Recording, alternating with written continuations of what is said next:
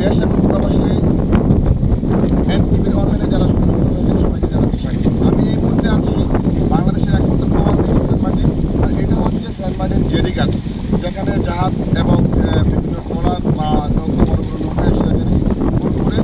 তো আমরা গতকাল ব্রাহ্মণবাড়িয়ার নবীনগর থেকে, নবীনগর থানা প্রেস ক্লাবের পক্ষ থেকে বাৎসরিক মানববন্ধনের অংশ হিসেবে প্রায় বেশ কয়েকজন সাংবাদিক এখানে ভ্রমণের উদ্দেশ্যে এবং এখানকার যে প্রাকৃতিক সৌন্দর্য সেটা দেখার করার জন্য এসেছি।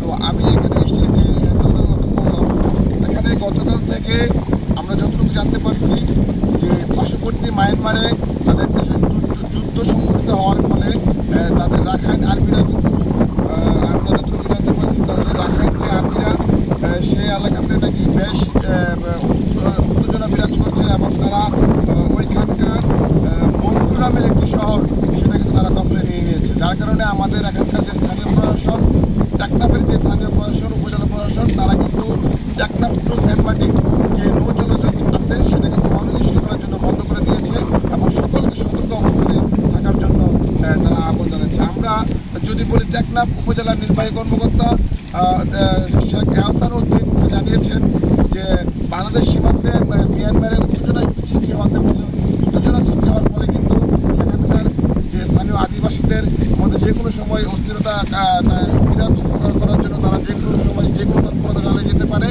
তার ফলে কিন্তু তারা এখানকার যে চলাচল সেটা কিন্তু বন্ধ করে দিয়েছে। আমরা এখানকার মাঝি এবং স্থানীয়দের সাথে কথা বলেছিলাম, তারা আমাদেরকে বিভিন্নভাবে এই যে কিছুদিন পর হ্যাসেলে পড়ছে, তারা বিভিন্ন বিড়ম্বনায় পড়ছে, সেটার বেশ উৎকণ্ঠা প্রকাশ করেছেন এবং তারা বেশ উদ্বেগ তারা জানিয়েছেন। পৃথিবীর বহু দেশে এরকম সেন্ট মার্টিনের মতো দ্বীপ আছে, কিন্তু এখানকার যে পরিস্থিতি নিয়ে কিছুদিন পর সরকার নানান সিদ্ধান্ত দিচ্ছে সেটা তাদের জন্য হুমকিস্বরূপ এবং এখানকার যে ভ্রমণ পিপাসুরা এখানে আসেন সেটা আসলে তাদের ভ্রমণ পিপাসুদের জন্য একটা একটা আতঙ্ক বা একটা অস্থিরতা তৈরি করে। তো আমি এখানে কথা বলবো, যদিও এখন সকাল, যার কারণে এখানে ওইরকমভাবে পর্যটক নেই। ভোরবেলায় এখানে কিছু পর্যটক ছিল, তারা চলে গেছে সাথে সাথে ধরে হয়তো বা আমার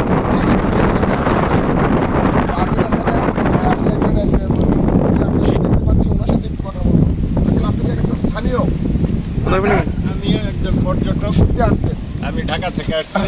যে আপনার নামটা কি? আমার নাম আবিদ আহমদ। আবিদ আহমদ। আবিদ আহমদ কোথা থেকে আছেন? ঢাকা? আমি ঢাকা মিরপুর থেকে আসছি। এখানে ঘুরতে আসছেন? আপনি একা না পরিবার নিয়ে আসছেন? পরিবার নিয়ে আসছি। এই যে এখানকার যে সৌন্দর্য বা এখানকার যে আপনি সেন্ট মার্টিনের কতদিন যে জাল শুনেছেন বা এখন বাস্তবে এসে যা দেখছেন, এই বিষয়টা আপনার অনুভূতিটা কি? এখানকার সৌন্দর্য তো একটা অভিভূত ব্যাপার।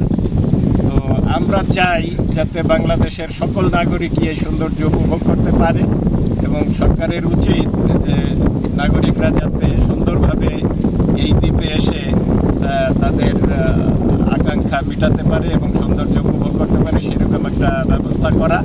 এবং আমরা যেটা অনুভব করলাম যে কক্সবাজার থেকে 6 ঘন্টার জার্নি করে আমরা সেন্ট মার্টিনে এসেছি, জাহাজে করে এসেছি। তো এটা যদি আবার টেকনাফ থেকে চালু করা যায় তাহলে যাত্রীদের জন্য একটু সুবিধা হয়, আর এখানে থাকা খাওয়ার ব্যবস্থাটাও যদি সরকার আর একটু মনিটরিং করে তাহলে আমার মনে হয় যে যারা পর্যটক দূর দূরান্ত থেকে এখানে এই প্রাকৃতিক সৌন্দর্য, সামুদ্রিক সৌন্দর্য উপভোগ করতে আসে তাদের জন্য একটু সুবিধা হয়। আপনি যে সরকারি যে কিছু নিয়ে যে সিদ্ধান্তগুলো নিচ্ছে, অবশ্যই আপনি বিভিন্ন নিউজের মাধ্যমে হয়তো দেখছেন এবং বাস্তবে আপনি এখানে আসছেন, আসলে কি এই সিদ্ধান্তগুলোর সাথে বাস্তবে যায়? এই সিদ্ধান্তগুলো আপনি বাস্তবে যাদের সরকারি সিদ্ধান্তগুলো যেমন 2000 টাকা আসতে পারবে, 2 মাস থাকতে পারবে, থাকতে দিবে না বা রাত থাকতে দিবে না, এই বিষয়গুলো আপনি কীভাবে দেখেন বাস্তবে দেখার পরে? এইগুলা আসলে সরকারের আর একটু নমনীয় হওয়া উচিত বলে আমি মনে করি। কারণ হচ্ছে যে বাংলাদেশ একটা জনবহুল রাষ্ট্র, এখানে অনেক নাগরিকই আছে যারা সেন্ট মার্টিনের সৌন্দর্য উপভোগ করতে চায়। তাদের জন্য এই 2 মাস খুব কম সময় এবং এই যে প্রত্যেক দিন 2000 করে পর্যটককে লিমিট করে দেওয়া হয়েছে, এতে করে বহু মানুষ এই সৌন্দর্য উপভোগ করা থেকে বঞ্চিত হবে। আমি মনে করি যে এই লিমিটটাকে আর একটু বাড়ানো উচিত এবং এখানে কিছু সুযোগ সুবিধা দেওয়া উচিত। তারপরে স্থানীয় যে জনগণ আছে তাদের দিকটাও একটু বিবেচনা করা উচিত যে তারা আসলে এই পর্যটকরা এখানে আসার পরে তারা এখানে হোটেলে থাকা খাওয়ার যে খরচটা করে এটার উপরেই মূলত তাদের অনেকটা জীবন জীবিকা নির্বাহ করতে হয়। তো এই দিকটা বিবেচনা করে আমার মনে হয় যে পর্যটকদের সংখ্যার একটু বৃদ্ধি করা উচিত, যাতে আরও বেশি সংখ্যক পর্যটক এখানে আইসা এই সেন্ট মার্টিনের সৌন্দর্য উপভোগ করতে পারে। ধন্যবাদ আপনাকে। আমরা ওনার সাথে একটু কথা বলবো। ভাই, আমরা একটু ছিলাম। আপনার নাম কি? আমার নাম মোহাম্মদ হৃদয় আহমেদ। আপনি সেন্ট মার্টিন আসছেন কবে? আমি সেন্ট মার্টিন আসছি গতকালকে আসছি, ব্রাহ্মণবাড়িয়া থেকে আসছি। ব্রাউনবাড়ি থেকে আসছেন? ব্রাহ্মণবাড়িয়া থেকে আসছি। জানেন আপনি একা আসছেন না আমার সাথে আপনার সাথে কেউ আসছেন? আমরা বন্ধুরা নিয়ে সবাইকে নিয়ে আসছি ঘুরতে সেন্ট মার্টিন। আমার বাকি বন্ধুরা রুমে আছে, ওরা ঘুমাচ্ছে। আমি আসছি দেখার জন্য। এই যে গতকাল থেকে এই সৌন্দর্যটা উপভোগ করতেছেন, এটার আসলে আপনার অনুভূতিটা কি বা আপনার কাছে এই সৌন্দর্যটা কেমন লাগছে? আসলে বাংলাদেশে এই সেন্ট মার্টিন একটা প্রবল দ্বীপ, আমাদের একমাত্র দ্বীপ এই সেন্ট মার্টিন। আমরা সরকারকে বলতে চাই এই দ্বীপটাকে বাঁচিয়ে রাখে, এমনকি এখানে যারা পর্যটক আমরা আসি এটাকে সর্বোচ্চ নিরাপত্তার সাথে এমনকি এই সেন্ট মার্টিনকে উন্নত করার লক্ষ্যে আমি বিশেষভাবে সরকারকে অনুরোধ জানাই। এই একটা ব্রিজ ভেঙে আছে, ব্রিজটাকে সংস্কার করতেছে না, মেরামত করতেছে না। এরকম একটা দ্বীপ বাংলার সরকার আরও বেশি ভালোভাবে চোখ দিয়ে এবং দেখার জন্য আরও ব্যয়বহুল অনুরোধ করে যাচ্ছে আর কি সরকারের প্রতি। আরও উন্নতি করে এমনকি ভালো মেরামত করে সুন্দর করে। এখানকার সৌন্দর্যটা আপনাকে কতটুকু আকৃষ্ট করতে পেরেছে? আসলে দ্বীপ তো দ্বীপই, দ্বীপে আসে সবাই মন ফ্রেশ করার জন্য, ঘোরার জন্য মানুষ মালদ্বীপ যায়, সিঙ্গাপুর যায়, দুবাই যায়। দ্বীপের মতো দ্বীপ আমাদের বাংলাদেশের আমাদের জন্য সেন্ট মার্টিন তো একটা মালদ্বীপ, মালয়েশিয়া, সিঙ্গাপুর। আপনি তো কোনো কক্সবাজারে গেছেন। জি জি। কক্সবাজারের সৌন্দর্যের সাথে আপনি সেন্ট মার্টিনের সৌন্দর্যটাকে কিভাবে দেখবেন? কোনটাকে আপনি বেশি সুন্দর লাগছে? আসলে বাংলাদেশের অন্যতম দ্বীপ একটাই আমাদের সেন্ট মার্টিন। সেন্ট মার্টিনটাকে আমি সৌন্দর্য মনে করবো, কারণ 6 ঘন্টা জার্নি করে শিপে আসা, উপরোক্ত এই মনোমুগ্ধ দৃশ্য দেখে এখানে আসাটা এটাও একটা আনন্দের বিষয়। এই দ্বীপটাকে আরও অনেক উন্নতি করলে আমরা কক্সবাজার থেকে ভালো দেখতে পারবো। এখানে ভালো সুইমিং নাই, ভালো রিসোর্ট নাই, ভালো কটেজ নাই, খাবার ভালো নাই। এই লিমিটটা উঠে ফেলতে হবে, তারপরে আস্তে আস্তে এখানে উন্নতি হবে।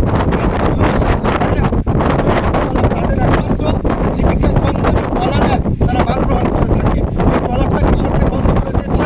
আমরা চাই তাদেরকে বাঁচানোর জন্য এই ট্রলারটা আবার বিকল্প যাতে আবার চালু করা হয় সে দাবি জানাচ্ছি। এই সরকারের যে 2 মাসের একটা সিদ্ধান্ত বা প্রতিদিন আপনার 2000 লোক একটা ট্রাভেল বাসের মাধ্যমে আসতে পারবে, বেশি আসতে পারবে না, এই সিদ্ধান্তগুলো এই সিদ্ধান্তগুলো আমি ভালোভাবে দেখতেছি না, কারণ কেননা এটা তো আমাদের বাংলাদেশের একটা অংশ।